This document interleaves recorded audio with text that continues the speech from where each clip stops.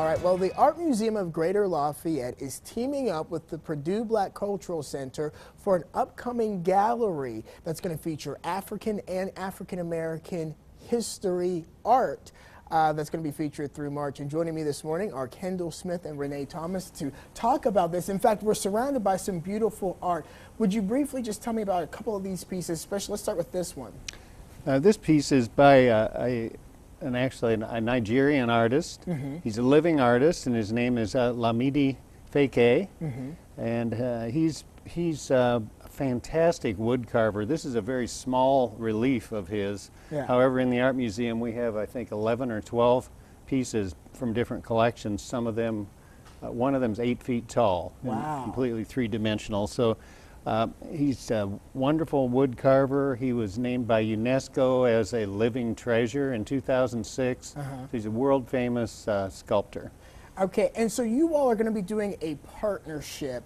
Renee, tell me a little bit about that, because I've had the opportunity to visit the Black Cultural Center on campus at Purdue. You guys have beautiful artwork there. Thank you. This particular exhibit is called Trading Spaces, and what we've done is we've loaned our collection to the Art Museum, and then the Art Museum has loaned some of their collection, particularly by African American artists, to the Black Cultural Center. It's a wonderful partnership, a way to expand and diversify both of our audiences. And especially during Black History Month, this is certainly a great way to experience, contemporary African American and African art in all kinds of great ways. Talk about why this partnership is so important and how it even came about.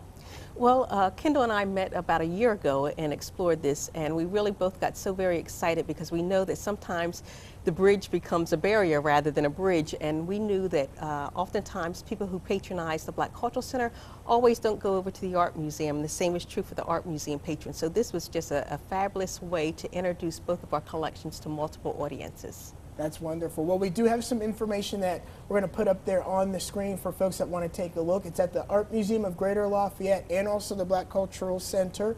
The Art Museum, of course, located on South 10th Street in Lafayette. The galleries are open daily. And this is going to continue through during Black History Month, but also into March, correct? Through March 18th. Okay. And this isn't the first time we've collaborated at the Art Museum with the Black Cultural Center, and Renee and I have worked together for 2 or 3 years.